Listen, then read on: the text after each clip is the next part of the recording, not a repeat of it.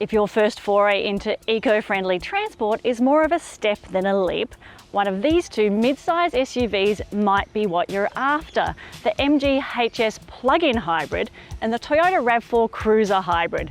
Similar goals, different tactics. Keep watching to see which one of these two petrol-electric models not only deliver on their environmental promise, but also deliver the best value for money. The new MG HS plug-in hybrid is the most expensive of 8 HS variants on sale down under and comes in a single front-wheel drive version priced at $46,990 drive away. The recently updated Toyota RAV4 Cruiser Hybrid is available in both front and all-wheel drive form, as tested here, for about $500 less than the MG, but this time excluding on-road costs. So both these mid-size hybrid SUVs are very similar in price. But the big difference is the RAV4, which is Australia's top-selling SUV and the nation's most popular hybrid, lacks the ability to be recharged from the grid like the MG, which is the cheapest plug-in hybrid SUV available. The MG has LED lights front and rear, LED daytime running lights, a unique grille and fog lights with chrome details, a shark fin antenna, roof rails, rear spoiler, body colour mirrors and door handles, and 18-inch diamond cut alloys complete the MG's exterior details on a fairly generic looking mid-size SUV. The similarly sized RAV4 also has LEDs front and rear, LED daytime running lights, fog lights, and it's finished off with black and chrome exterior accents. You'll also find a shark fin antenna, rear spoiler, roof rails and 18-inch alloys. The RAV4, however, strikes a more angular and aggressive stance than the more playful-looking MG HS. So while both of these SUVs are hybrids that combine petrol and electric drive, they do so quite differently. The MG plug-in hybrid has a bigger battery that can be recharged via mains power and driven entirely on electric power. The Toyota charges its battery via the engine and regenerative braking system alone, so there's no power cord involved and it charges while you drive, as Toyota Australia says. The downside is there's no option for pure EV operation with the RAV4, save for some low-speed work. The MG's engine is a 1.5 litre, 4-cylinder turbo petrol engine paired to a 10-speed automatic transmission, an electric motor and a 16.6 kilowatt-hour battery. MG says the combination delivers up to 52 kilometres in pure electric mode and takes about 5 hours to charge from a normal household power outlet to make full use of its notable eco-friendly credentials.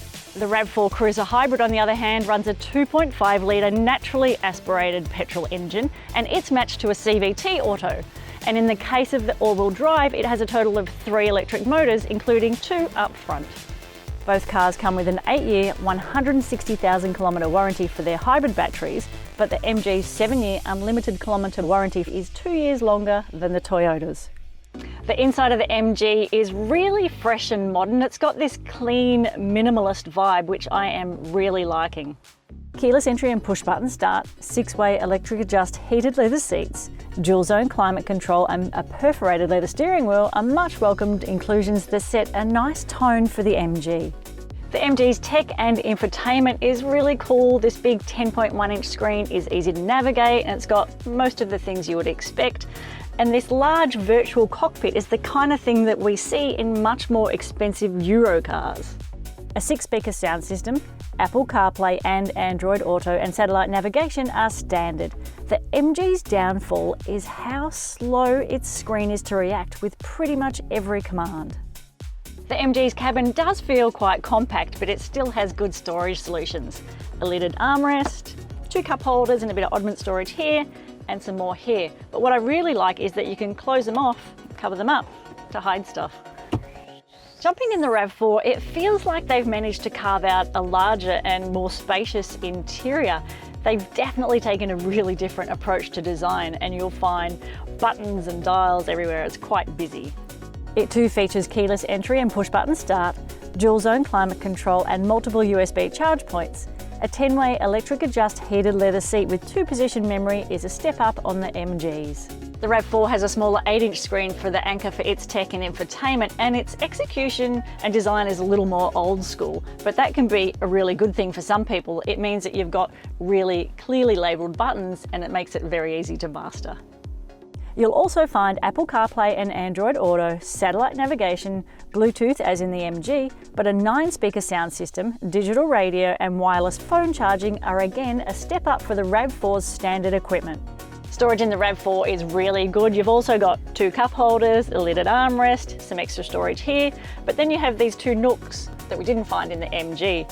It's probably got a little additional storage to the MG, but maybe not quite the same design flair. The MG's safety suite includes all of the driver assist functions expected in any family car these days, including auto braking, steering and acceleration. The RAV4 matches all of that, but its AEB has pedestrian and cyclist detection, and it also adds front parking sensors. The second row of the MG is not only really spacious, bright and airy, it's really comfy too. These seats are so soft but also supportive. And I've got to say, I'm a really big fan of the hard back seats. They're much more robust when you're lugging kids in and out of the second row. 2 directional air vents and an armrest with 2 cup holders see the basic second row needs covered in the MG. There are also 2 ISOFIX positions and 3 top tether anchors for the fitment of child seats. The second row of the RAV4 is probably just as spacious as the MG, but it does feel a little bit more enclosed, and the fit and finish is just not quite up to the standard of the MG, to be honest. 2 directional air vents, a centre armrest with cup holders and 2 USB charge points are standard. 2 ISOFIX positions and 3 top tether anchors can also be found in the RAV4. Both vehicles have electric tailgates, but the RAV4 will stow way more than the MG because its smaller hybrid battery pack stores neatly under the rear seats. Both vehicles feature 60/40 split fold seats. The MG has a tyre repair kit and the RAV4 a space saver. A 1,500 kilogram brake towing capacity is common to both. Now it's time to see how they differ behind the wheel. Jumping in the MG, the startup sequence is absolutely silent because at that stage it's relying on battery power only. But even when you do kick into that petrol engine, it's still a pretty quiet drive.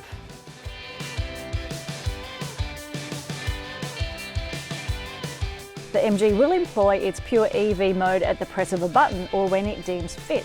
However, the MG's hybrid engine reverts to the petrol engine at the hint of heavy pedal work, even at freeway speeds. It's not as effective or as keen to employ its hybrid system as we expected. Overall comfort in the MG is really good. It does have a little bit of a firm ride, but it's not harsh, and particularly around city streets with speed humps and the like. It's actually really comfortable, and that sort of combined with really soft and supportive seats, it's a great combination. The steering has quite a bit of weight to it, but I actually really like it. It gives you a good sense of feedback. It's the MG's power delivery that could probably do with a little bit of refinement. But having said that, the transition between the petrol power and EV mode is actually quite seamless, as it should be in a hybrid like this where you really are leaving it to the car to make most of the decisions for you. Outward vision is good in all directions. So again, in the RAV4, when you jump in, it has that same eerily quiet startup. It's relying on its battery power as well. But once this engine kicks in, it is a little bit noisier than we find in the MG. The Toyota takes any decision work away from the driver, employing its hybrid system as and when it deems fit. The RAV4 does feel like a much larger car when dimensionally there's actually not that much in it. And it also gives you a more commanding view of the road, so it has got a very different feel behind the wheel. And that's before we even get into any kind of ride and handling dynamics. It's a close call, but the RAV4 feels like the more versatile vehicle where ride and comfort is concerned. The suspension feels better suited to the duties these mid-sized SUVs are going to endure. The RAV4 CVT is smooth and it's also pretty quiet. What I do find in here though is there's a little more noise when you transition from one power source to the other. It's more noticeable than we saw in the MG. And while there may be a little more noise to the RAV4, it certainly still does things pretty seamlessly, switching through power modes as it deems fit. Much like the MG, the RAV4 has very good outward visibility. The MG has a 37-litre fuel tank and uses 95 RON fuel, and theoretically is capable of an average combined consumption of 1.7 litres per 100 kilometres. The RAV4 has a 55 litre tank and that will settle for 91 RON, and its claimed fuel economy is 4.8 litres per 100 kilometres. An identical test loop recorded a 5.6 litre average for the RAV4 against 3.9 for the MG.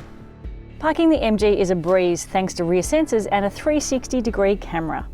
Dynamic guides and rear sensors help your parking efforts, but again, the screen itself is frustratingly slow to respond. The RAV4 also features a 360-degree camera but adds front sensors to its credentials. The screen is of good clarity and quick to switch view modes when you need it. Our test vehicle's hybrid systems both deliver more economical motoring than their petrol-only counterparts, but the RAV4's hassle-free hybrid system trumps the MG's plug-in variety that requires more effort for little real-world reward. The MG definitely wins the design and style stakes, however, but all-round competence, versatility and everyday livability favours the Toyota RAV4, making it our winner.